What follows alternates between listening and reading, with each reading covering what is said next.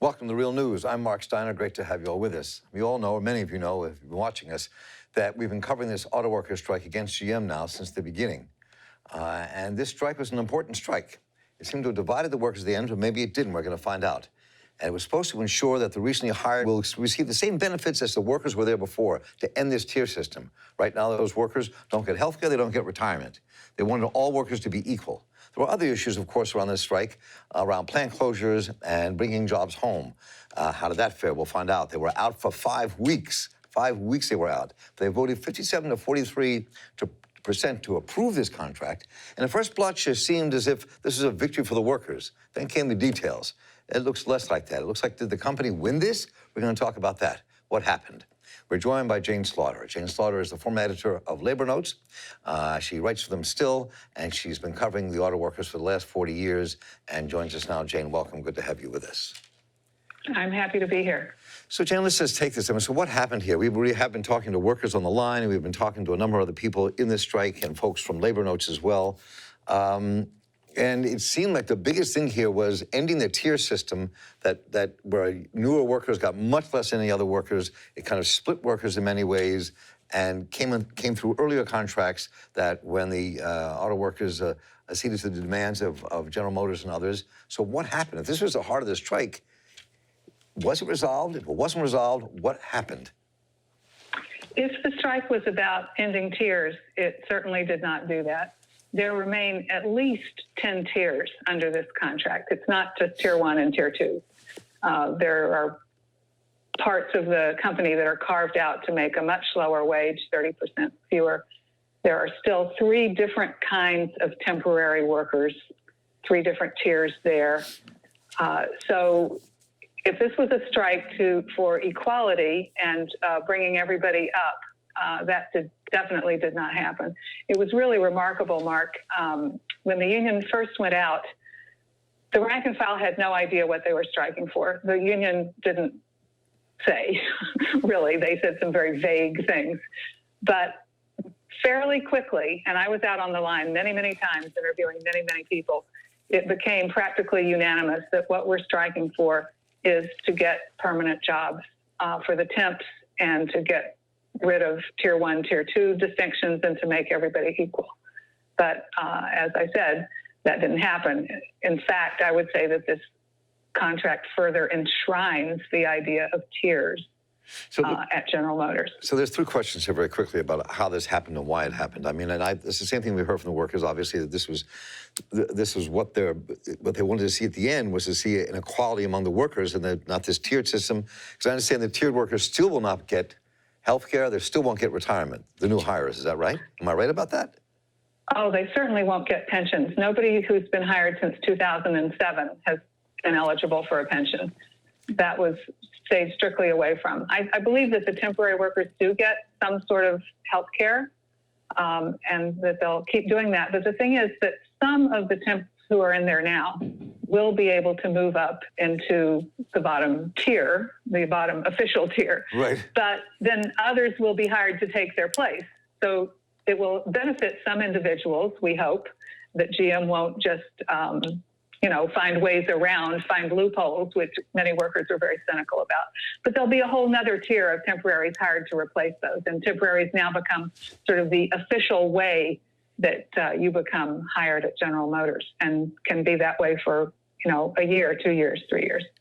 One of the things that we talked a bit about when the strike began 5 weeks ago with people was the idea that the strike was pushed ahead by the union because of all the trouble union leaders were having in terms of being indicted and the push against them. And that became a conversation we had. I mean, A, how much was that a part of why it was pushed? And B, was that at play with why this contract didn't give the workers what they really were striking for? And C, what happened? Well, let's just stop there with that A and B. Okay. What do you think? Well, I can't speculate exactly what was in the heads of the leaders that called this strike. It's very possible that they felt that they had to show that they were not completely in the company's pocket. But it could also be that General Motors was just being too hard-nosed, that even these normally very compliant, very partnership-oriented leaders of the UAW, it was just an offer that even they could not stomach. So both of those things could have been going on. So, why do you think the workers ratified it in the end? It seemed like from what your articles were saying that you all wrote in labor notes, that the workers really divided, and in some ways divided between the folks who already had the seniority in the craft parts of the union and the ones who were tiered workers, that there was a real split in this vote. Now, what does that portend, if that's true? Well, we don't know that, and I wouldn't say that, because what I discovered in my conversations on the picket line was that people with 42 years seniority who were planning to retire as soon as they could were all saying, we're doing this to help the temps and to get rid of the tiers. It was very remarkable to me, Mark, I have to say, how much everybody was saying that's what we're doing. They weren't saying we're doing this to improve our own pensions or anything like that. So and besides, we wouldn't be able to figure out the split in the vote because it's not reported that way. But I think they voted yes. And I talked to people who did not like the contract, but thought we're not going to get any better.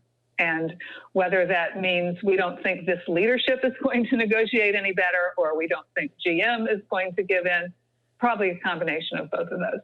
So if you look at this contract, and I haven't read the entire contract, but I've read pieces that people have been writing about, and especially in labor notes and other places, and the Auto Caravan and what they've been writing about it, is that it seems as if the workers didn't get very much out of this they didn't already have. And so is that true? And if that's true, what does this portend for the future and building that union and building a union into a different kind of union that actually is organizing and fighting for the workers themselves?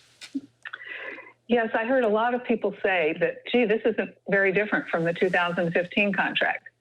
It does have some improvements. I don't want to say it has none. It has some, but it's not different enough for a 6-week strike. And I think what I would like to see it mean for the future is that people would, take to heart all their own experiences on the picket line and the solidarity they felt with each other, and go back to their local unions and to elect some better leaders and to actually take on the companies more. On the other hand, it could lead to more cynicism. We struck for 6 weeks, and what did we get? We have yet to see. But you see, one of the things I'm just curious as we close out, one of the workers that you interviewed in one of your articles, I forget if it was yours or his article, but Jesse Kelly. Yes. When Jesse Kelly said that this could kind of boost union popularity in general, I'm going to talk about that means. He also said could help the union organize foreign-owned plants in the South. Organizing drives could fallen off, and they could start doing them again. I think the quote you had there was, people have a right to be upset about this contract because it doesn't meet where we're trying to go. It falls completely short. So talk about what do you think the fallout will be and what the movement will be inside the union after this? Yeah, well, there is sort of a contradiction there, that you're hoping that the fact that the union showed that it was willing to fight would give the union a better reputation in all the non-union plants that are, owned by all the Germanese and Japanese and Korean companies, where it has not been able to organize a single one of those plants. So you hope for that, but then you also know that if they look at the contract and see that it's not that much better than it was before, and it's not that much better than what they're getting, although of course it is better, is that going to be enough of an incentive to get them to join the union? As far as this immediate aftermath, I think that the president of the union, Gary Jones, is going to be arrested very shortly. I don't know if the feds will hold off until after all the big 3 contracts are settled, but I think that's certainly going to happen. I would love to see that lead to a shakeup in the top levels of the union. However, so far there hasn't been anybody, shining through as someone who would really do things a whole lot differently. So again, I think if change is going to happen in the union, it's not going to happen immediately, and it's going to have to come from the bottom up and people organizing themselves. So I don't want to leave this interview as a downer. After 5 weeks of walking the line, but I do kind of when I think about where this might go. I was thinking about, I've interviewed a lot of the people involved in the teacher strike in Chicago as well.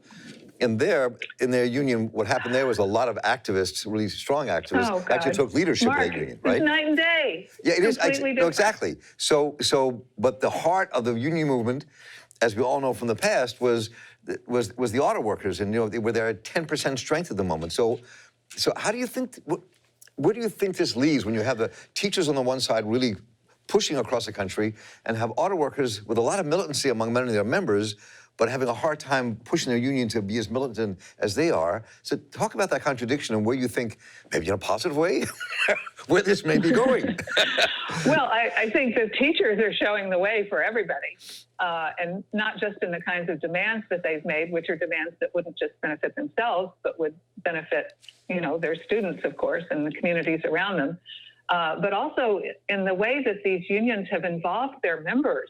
I mean, whether it's coming from the top, as in Chicago, where they elected new leaders, and those leaders just set about transforming the union so that members could actually run it right. and have a say in it. Or if you're talking about the West Virginia teacher strike of last year, where it was completely a rank and file upsurge that sort of forced the leaders to go along and call a strike vote. The teachers have been leaders on these questions of union democracy. So hats off to them. I think that even a union in the private sector could do something similar. The teachers struck, for example, for the schools our students deserve. And they had a list of what would make a good school, including smaller class sizes, nurses, social workers, et cetera. Right. Why isn't the UAW trying to get the public on its side by saying, we see that the future is different. We see that electric vehicles will employ fewer people. We want to see a transformed transportation industry that is green, that doesn't harm the planet, that could employ more people. We've got the know-how here in the Midwest. We could build wind turbines. We could build all the sorts of things we right. need for a Green New Deal. There was not a word of that. They had their opportunity back in 2009 with the bankruptcy. They should have said, the government is taking GM over and Chrysler. The government should force them to transform their whole business model into something green. Of course, that didn't happen, and the union didn't fight for it. So I see opportunities there, and for the sake of everyone, I hope they're going to be taken advantage of. Well, I think that for us to cover this some more, and we look forward to many more conversations, is this idea of having teachers maybe talk with other union activists in the auto workers and steel workers who have a conversation about what you do to transform this and take over unions so they become the forefront again instead of playing catch up. Yes. So I deeply appreciate the work you've done all these 40 years covering this union and what you all do at Labor Notes. And I thank you so much for taking your time. I know you're busy today, and we look forward to many more conversations. Well, thank you, Mark. It was good talking with you. Good talking to you too as well. And I'm Mark Steiner here with the Real News Network. We will be covering this and other union struggles in this country, because that's the heart of what has to change where we are. So I'm Mark Steiner. Take care. Hey everyone, my name is Arooj Sheikh, and I'm the Development Campaign Manager at the Real News Network. If we're going to stand up to the corporate elites, then we need your help to make people-powered media. And that's why I'm asking you to please donate to the Real News Network. And while you're at it, hit the subscribe button. Thanks so much.